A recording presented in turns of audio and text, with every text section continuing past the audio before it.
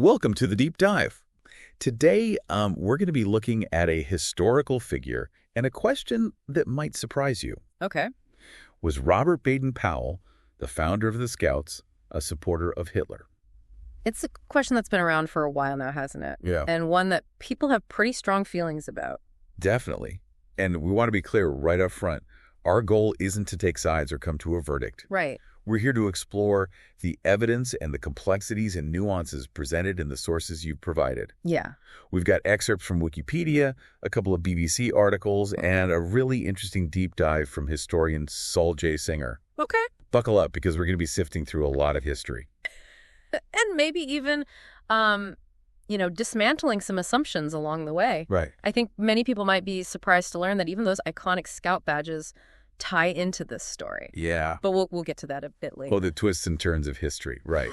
Okay, to understand this question, we need to start with some context. Yeah. Baden-Powell wasn't just some guy who decided to start a youth group.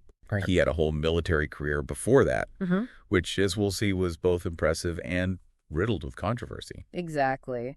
His military experience really shaped his views on leadership and discipline and even national identity, which ultimately fed into the creation of the Scouts. Right. But some of those early experiences, particularly during his time in Africa, were pretty brutal. Yeah. And they raise questions about his judgment and his actions. For example, there's the Zulu rebel incident in 1888. Right?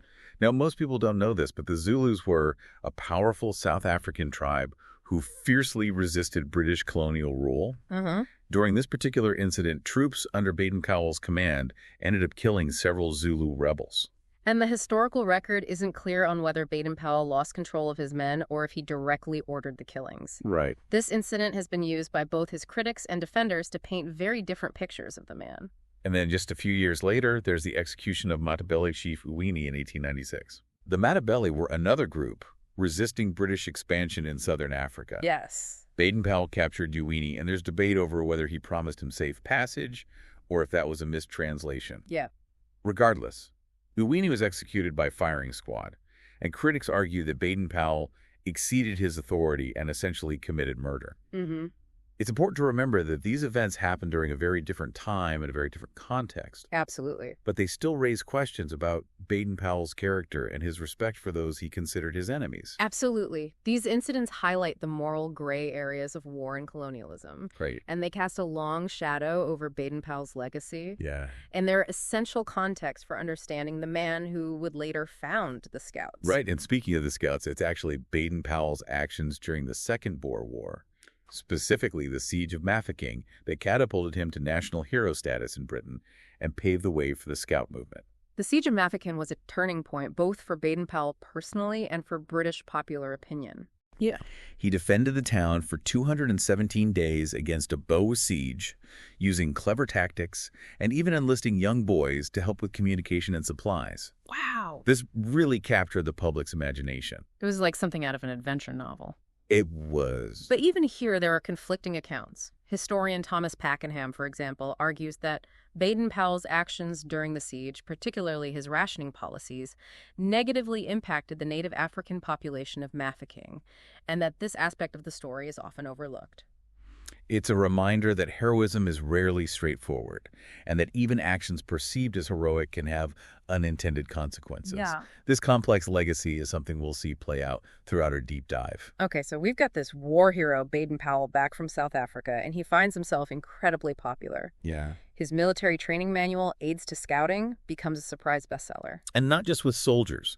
Teachers and youth organizations started using it as a guide for outdoor activities and character development. It seems the public was eager for a dose of Baden-Powell's brand of adventure and self-reliance. Which brings us to the birth of the Scouts. Yes. Baden-Powell held an experimental camp on Brownsea Island in 1907, and bam, the scouting movement was officially born. And it spread like wildfire.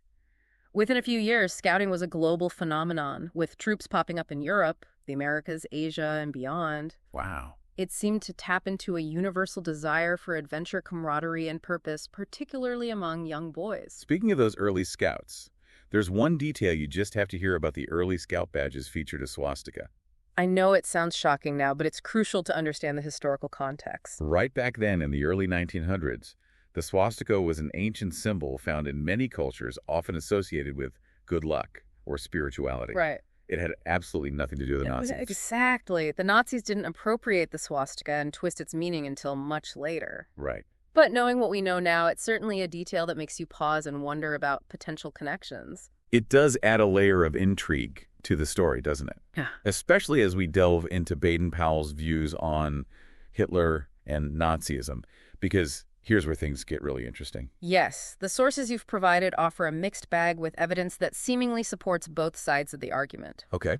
We have documented instances of Baden-Powell expressing admiration for certain aspects of the Nazi movement. Like in 1937, when Baden-Powell met with the leader of the Hitler Youth and even praised Hitler's book Mein Kampf in a diary entry. On the surface, that seems damning, doesn't it? It does. But it's important to dig a little deeper and consider the context of those statements. Right, because it's one thing to acknowledge the efficiency of a youth program. Right. But it's quite another to endorse its underlying ideology. Exactly. So let's unpack those instances of perceived admiration and see if they hold up under scrutiny. So we've got this meeting between Baden-Powell and the head of the Hitler Youth in 1937. Right. And this diary entry where he praises Mein Kampf, Hitler's autobiography and political manifesto. Right. What are we to make of this?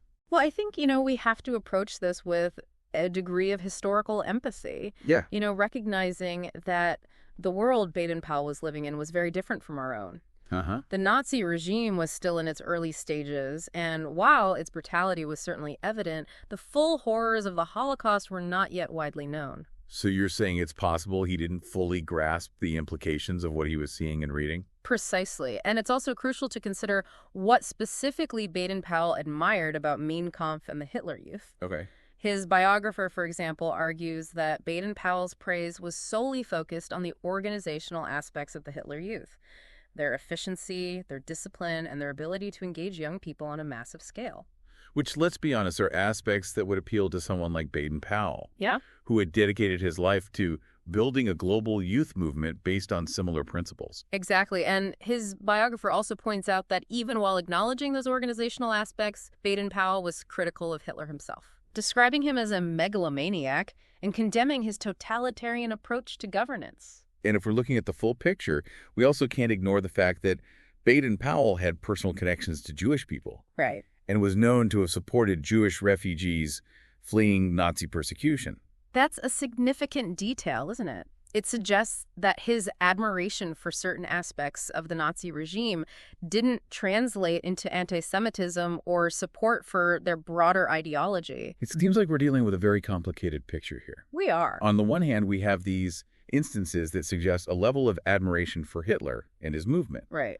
On the other, we have evidence that contradicts that admiration, showing a clear awareness of Hitler's flaws and a willingness to help those being targeted by his regime. It's a paradox for sure. Yeah. And it forces us to ask, can we separate the man from the movement? Right. Can we reconcile these seemingly conflicting aspects of Baden-Powell's character and beliefs? Okay, so we've examined Baden-Powell's perspective, Yeah. his writings, and the accounts of his contemporaries. Mm. But let's flip the script for a moment and consider the Nazi perspective. Okay.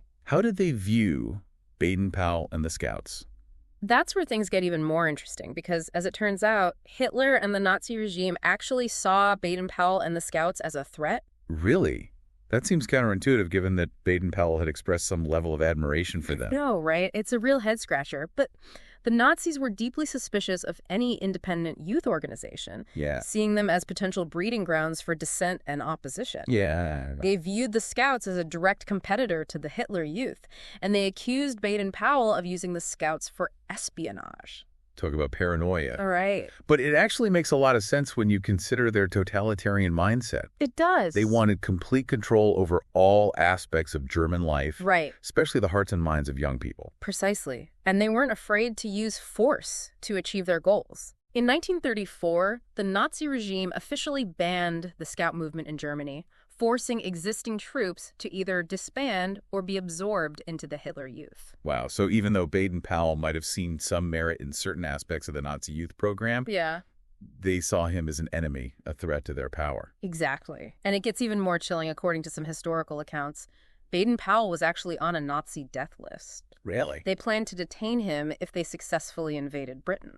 Wow. That's heavy. So we've got this founder of a global youth movement, a man who seemingly saw some value in aspects of the Nazi program Yeah. being targeted for elimination by the very regime he seemed to admire. It's quite the historical irony, isn't it? It is, and it throws into sharp relief the complexities of Baden-Powell's legacy. It does. It makes it incredibly difficult to neatly categorize him as a Nazi sympathizer or a staunch opponent. Right. He seems to exist somewhere in between. Yeah. A man of his time grappling with a rapidly changing world and a monstrous ideology that was unlike anything he'd ever encountered. So where does this leave us? We've uncovered evidence supporting both sides of the argument, Right. revealing a man who's both admirable and troubling.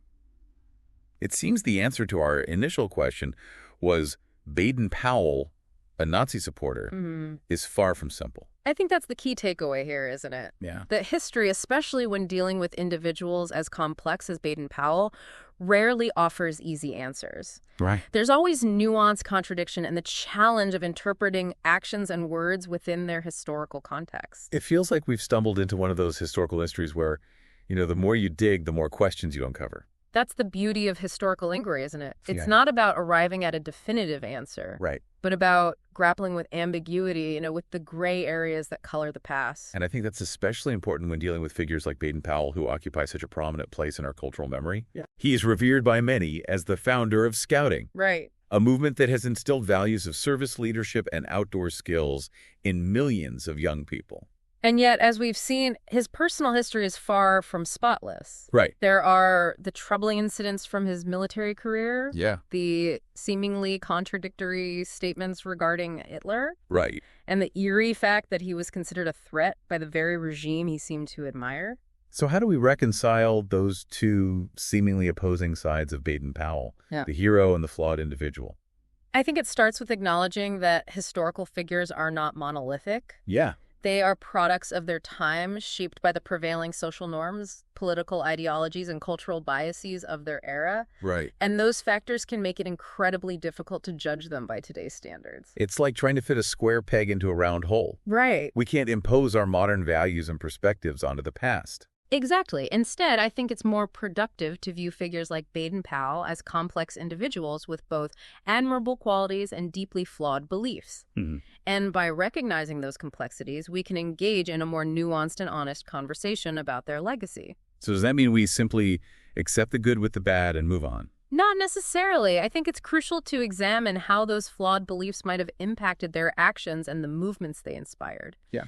In Baden-Powell's case, it's worth considering whether his emphasis on discipline, national identity, and obedience, even if intended for positive outcomes, might have inadvertently contributed to the rise of authoritarian movements like the Nazis. It's like a cautionary tale, isn't it? Yeah. Even well-intentioned ideas can be twisted and manipulated for harmful purposes. Absolutely. And it highlights the responsibility we all have to be critical thinkers, to question the narratives we're presented with, and to be aware of the potential for even the most positive movements to be co-opted for negative ends.